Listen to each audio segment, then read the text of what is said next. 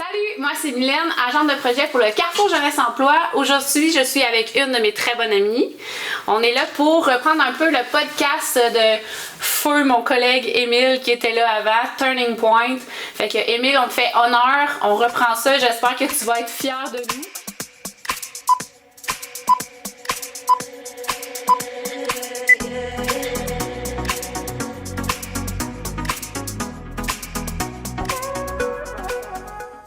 Écoute, peux-tu te présenter, ma chère? Parce que peut-être qu'il y a des gens qui te connaissent pas. Je me présente, ma chère. Je suis Patricia de la Durantais. Je suis originaire du Cap-Saint-Ignace.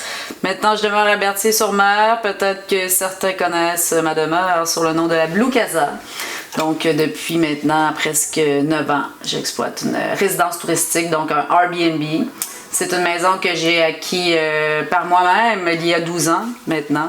Cool. Et puis voilà, qui marche à l'année. Puis qui a accueilli près de 28 nationalités différentes de gens. Wow! Voilà! T'as quel âge? J'ai 38 ans. Mais vous savez quoi, je suis née le 29 février, donc à ce moment-là... On peut dire que t'as 37. C'est ça, on je suis pas très sûr. vieille, j'ai 9 ans et demi. Donc, hey, vas-y. Oui, en fait, écoute, on va même faire une petite nouveauté qui se faisait pas avant. On prend le temps de déguster une bière. Allez. Fait que, très chill cet après-midi.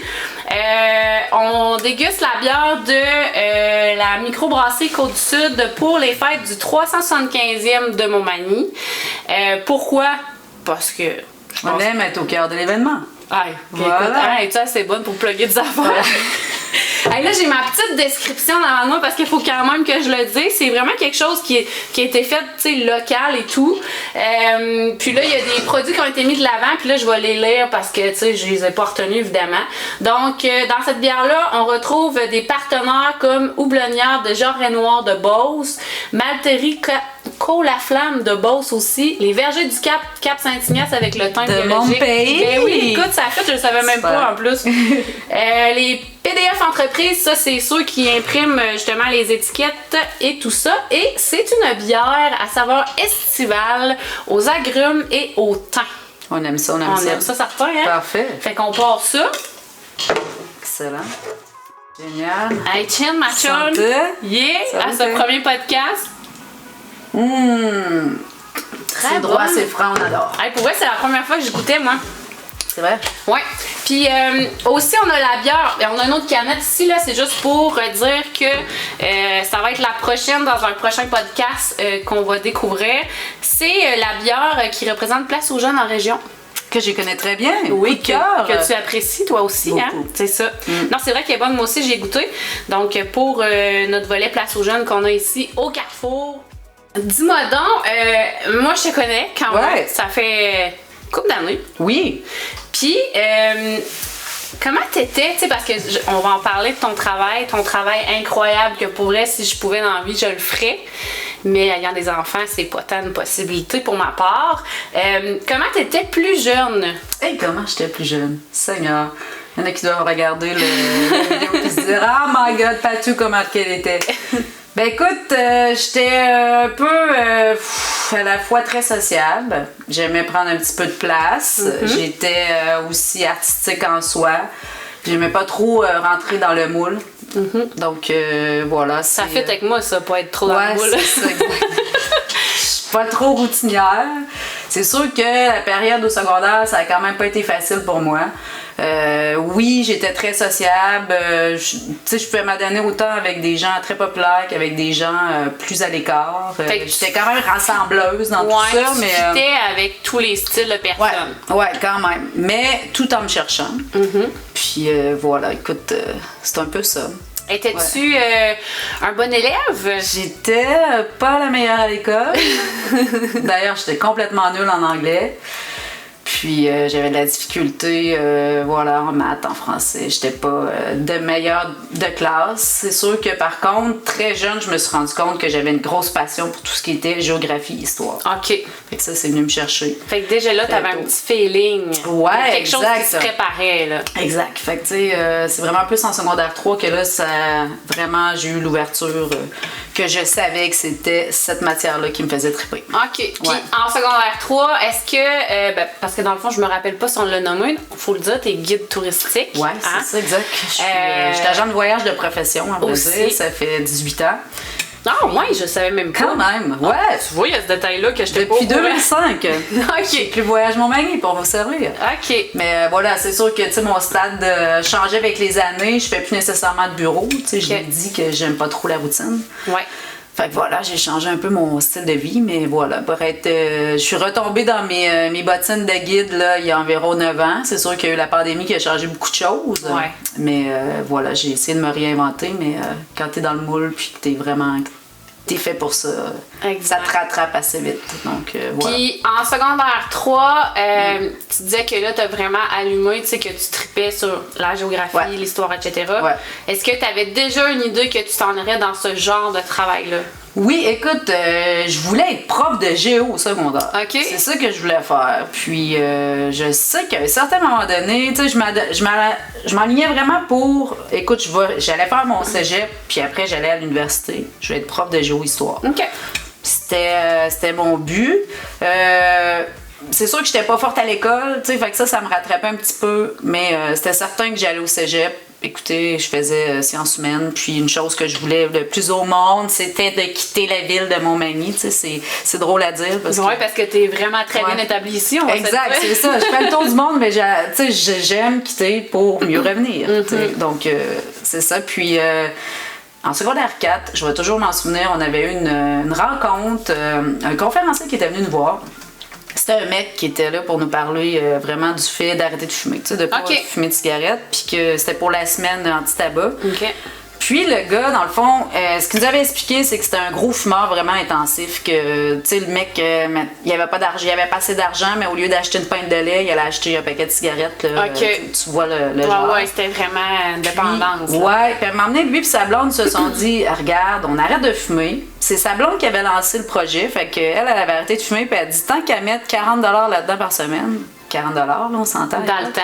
Dans l'été. Ouais. Qui est beaucoup plus aujourd'hui. Mais elle s'est dit, je vais le mettre de côté. Puis comme ça, à toutes les semaines, ce 40$-là, ben, elle dit, je vais atteindre mon rêve. Puis elle, son rêve, c'était vraiment de s'acheter un magnifique Westphalia. Ah, wow! Pour descendre jusqu'aux États-Unis. Westphalia! Voilà. Donc là, tout de suite, là, ça m'a vraiment interpellée parce que mon petit côté hippie rebelle du temps venait me chercher. Puis son chum, par la suite, ben là, il l'a suivi. Fait que ça faisait comme ça 80$ par semaine. Puis, le gars, il expliquait vraiment son histoire comme ça. Puis leur rêve s'est réalisé. Donc là, ils se sont achetés un petit campeur. Mais plus qu'un Westphalia, là, plus gros, là, un petit Volkswagen Rialta. Là, fait que vraiment un petit campeur. Ils se sont mis à descendre. Puis descendre les États-Unis. Puis rendu au Mexique, ils se sont dit, bon, on a encore de l'argent. Donc, ils ont redescendu. Puis rendu au Mexique, après ça, ils se sont dit, ben, je vais descendre jusqu'au Costa Rica, j'ai encore de l'argent. Puis finalement, ils se sont rendus jusqu'au Panama. Mais ça, vraiment, ça a été le point, là. J'ai toujours voulu voyager parce que, veux pas, mes parents nous baladaient quand même pas mal à travers le Québec, là, sans sortir de la province. Mais là, à partir de cet instant, je me suis dit, c'est ça que je veux faire, je veux voyager. Très cool. Fait que tu dirais que cette personne-là, c'était genre une personne marquante. Ouais, exact. Écoute, je sais pas si... Je l'ai pas revu, mais ce qui était touchant dans cette conférence-là, c'est que le gars, il faisait le tour des écoles secondaires parce qu'il avait perdu sa femme d'un cancer du poumon. Fait que c'est ça. Mais ça m'avait vraiment marqué. Ouais. J'ai les frissons. Yes. Je m'attendais pas à cette information. C'était vraiment comme un après-midi. Là, je me souviens d'avoir été assis à la salle Edwin Bélanger à Polyvalente, puis m'avoir dit, wow, ok, ça c'est le rêve. Là. C'est ça que je veux faire. Ouais. Fait qu'écoute, j'ai un peu continué ma vie par rapport à ça. J'ai fini mon secondaire, je suis allée au cégep, j'ai gagné une bourse pour aller apprendre l'anglais, donc j'étais allée à Halifax. Ah, la fille qui parlait pas si bien que ça. Ne parlait pas anglais. Finalement, d'après moi, elle est rendue pas pire pantoute, ben évidemment. Ça a pris du temps, puis encore là, non, en toute réserve, là, sincèrement, je parle mieux sur cette substance des fois. Non, c'est vraiment basique. C'est sûr que quand j'ai à parler dans le domaine touristique, parce que j'ai eu... Tu sais, je guide moins d'anglophones, mais j'en ai eu à faire, puis ma boss à l'époque, c'est ça, elle parle anglais aussi, mais voilà. Donc, je me suis en allée au cégep. Puis le cégep, j'avais décidé vraiment, étant donné que je voulais partir de Montmagny, fait que j'avais décidé d'aller à Garneau parce qu'il offrait aussi un stage international interculturel. OK. Qui m'a apporté à aller au Costa Rica faire un terrain anthropologique. Le Costa Rica. Voilà. Mon coup de cœur numéro 1 de destination. En 2003, je suis partie avec mon petit pack-sac. C'était la première fois que je sortais du pays, puis c'était pas le Costa Rica qu'on connaît d'aujourd'hui. Non. Voilà. Fait que c'est ça, j'ai résidé dans une famille d'Amérindiens autochtones, dans le fond, dans les terres, puis qui était vraiment une société plus matriarcale, donc qui est gérée par les femmes. Mm-hmm. Puis là, je tombe en amour. Je suis revenue par ici. J'avais besoin de plus rien. Là, j'avais besoin de 40$ par semaine, puis ça me suffisait. Puis... Mais en fait, le premier voyage qu'on Ouais. fait toutes, puis qu'on arrive... Tu sais, moi, je suis allée au Costa Rica... Ouais. Ça fait moins longtemps que toi, mettons, là. Mais juste l'espèce de vibe que t'arrives là-bas, t'es comme dans leur culture, parce qu'il y a quand même deux nuances, puis tu me corrigeras si je me trompe. Faire un voyage tout inclus, c'est pas la même chose que faire un voyage backpack où on se promène puis que là on va tu sais, c'est vraiment se débrouiller. Totalement. Avec un voyage backpack, on est vraiment inclus dans leur tradition, dans Voilà. leur mode de vie, si on veut. Puis moi aussi, ça a fait le même effet parce que quand je suis revenue, j'ai fait comme, ben voyons, non, et le matériel, j'ai plus besoin de ça. C'est Ça ça. sert à quoi, tu sais? Voilà. Puis c'est pas grave, c'est le matin, genre, tu sais, jamais été vraiment quelqu'un qui se range full, là, mais tu sais, comme, ça a-tu pas d'importance un peu, genre, C'est ça. c'est comme l'espèce Ouais. de réalité qui nous fait en face, qu'on fait comme, aïe, la vie, c'est plus que ça, là. C'est ça, j'ai peine et misère, j'ai fini mon cégep. Mais après, je me suis donné une pause vraiment pour voyager. Fait que j'ai fait un peu tout ce qui est un peu classique à l'époque, moi, que les gens faisaient. Donc, j'étais dans l'Ouest canadien travailler. OK. Après, j'ai fait un super programme avec le Carrefour Jeunesse Medellillet Ah oui, je à sais. l'époque. Yes! Ah, tu as fait le voyage au Nicaragua? J'ai fait le voyage au Brésil. Au Brésil? First. Wow! Ces programmes-là, ce que j'ai vraiment apprécié, c'est que oui, on faisait le voyage, oui, on a fait des cours de portugais brésilien pour s'habituer là-bas, un peu des cours, tout ce qui est choc culturel, puis un peu voir, mais on avait aussi, bon, tu sais, pour prévoir le futur après, qu'est-ce qu'on allait faire après ce projet-là. Donc là, c'est là que ça a mijoté dans ma tête, puis je me suis dit, le voyage prend vraiment trop de place dans ma vie, donc j'ai décidé de m'inscrire au cours d'agent de voyage. Ok. C'est comme ça que je suis... Puis tu l'as fait où, ce cours-là? à l'école au théâtre de la capitale à Québec. Voilà, c'était un cours de 10 mois, puis avec plusieurs stages. Puis j'ai eu la chance justement de faire un petit stage d'observation chez Club Voyage Montmagny. Puis tout de suite, la vibe était là, puis ils m'ont engagé sur le champ. Puis dans le fond, t'es agente de voyage là. ouais. Ben maintenant, c'est à la maison. Parce que j'ai quand même... Oui, j'ai fait du bureau pendant 7-8 ans. Puis, c'est comme je te dis, moi, la routine, j'ai un peu de la difficulté avec ça. Fait que, écoute, là, à ce moment-là, je me suis re-questionnée à savoir ce que j'allais faire.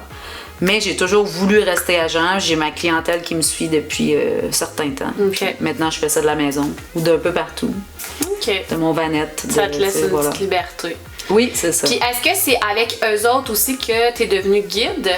Un peu par la branche comme ça, mais il y a d'autres compagnies. Écoute, le domaine du tourisme, ça reste que c'est quand même un petit domaine. Donc, des amis à moi, puis ça a donné comme ça que j'ai guidé pour d'autres compagnies. J'ai fait beaucoup de groupes scolaires. Tu sais, ces fameux groupes secondaire 5 qui vont à New York ou à Ouais. Boston. Donc, ça, j'ai commencé un peu avec ça. Après, j'ai fait des groupes accompagnateurs aussi avec le voyage. Donc, des groupes croisières. OK. Puis voilà, au fil et fil comme ça, donc là j'ai rencontré des gens sur mon parcours qui ont décidé, qui ont dit mais mon Dieu, toi je te verrais trop faire guide de plein air. Donc là c'est là que j'ai essayé un été d'être guide de plein air dans l'Ouest américain. OK. Donc là, c'était un peu différent. C'était des plus petits groupes. Mes tâches étaient différentes aussi. Donc, je devais conduire le minibus. Je faisais à manger aux clients. Puis, Ouais, parce je que randonnais avec eux aussi. pour en avoir discuté, c'est beaucoup C'est de la job. travail faire Ouais. ça, là. Hein? C'est de la job. Tu sais, mettons, quand tu vas justement guider un voyage de plein air pis tout ça, tu sais, les gens le savent peut-être pas, là, tu te fais pas bronzer la couenne. Non. Tu sais, c'est toi qui gères tout. là. Tu gères tout. Tout, Voilà. le groupe, le stress du groupe, tu sais, pis c'est pas juste ça. Fait que, tu sais, mettons, une journée type où, je sais pas si ça peut ressembler à quoi, juste pour donner une idée. Là. Ben, t'es souvent le premier levé et le dernier couché.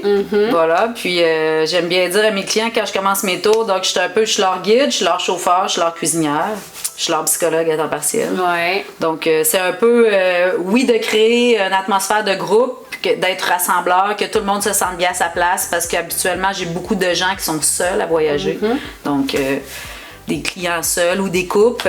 Fait que des fois, c'est sûr que c'est comme dans n'importe quoi, tu as des personnalités qui sont toutes différentes. Donc, tu essaies vraiment de créer ça, puis que tout le monde, ça donne bien, puis qu'à la fin, on soit une grande famille. Puis, c'est quand même un défi parce que voyager avec des gens, souvent, ça passe ou ça casse. C'est ça. Hein? Voilà. Donc, quand tu voyages avec 12 personnes que tu connais pas, c'est certain que si t'aimes pas le client puis que t'es prêt avec lui pendant 3 semaines, ben c'est sûr que tu te répètes souvent chaque jour. C'est pas grave, dans 3 semaines, je le verrai plus. Mais il y en a, j'ai créé des liens d'amitié incroyables avec des gens.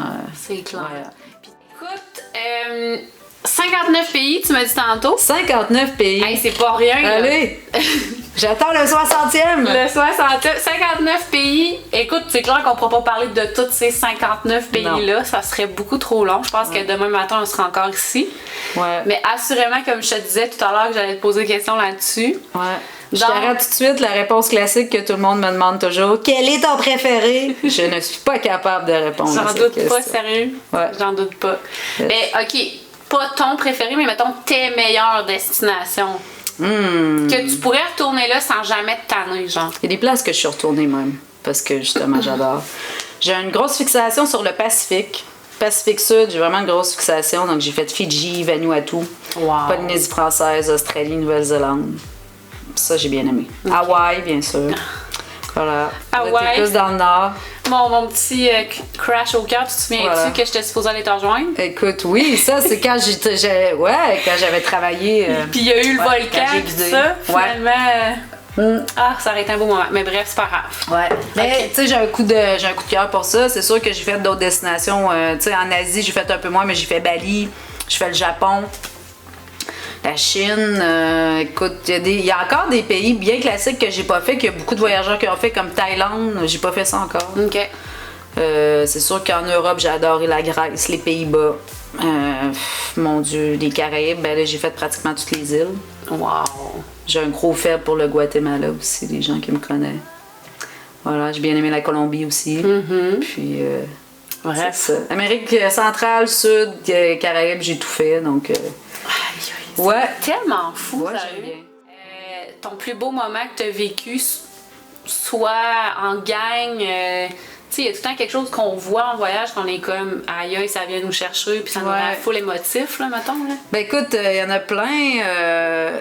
Tu sais, c'est autant monter le Grand Canyon, 1000 mètres de dénivelé avec une personne de 82 ans qui est là pour réaliser son rêve, là. Le faire, c'est ça. Ça, c'est intense, c'est super touchant.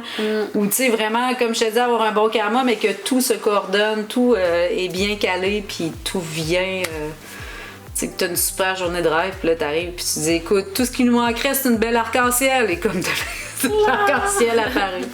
Mais, ouais, écoute, c'est vraiment.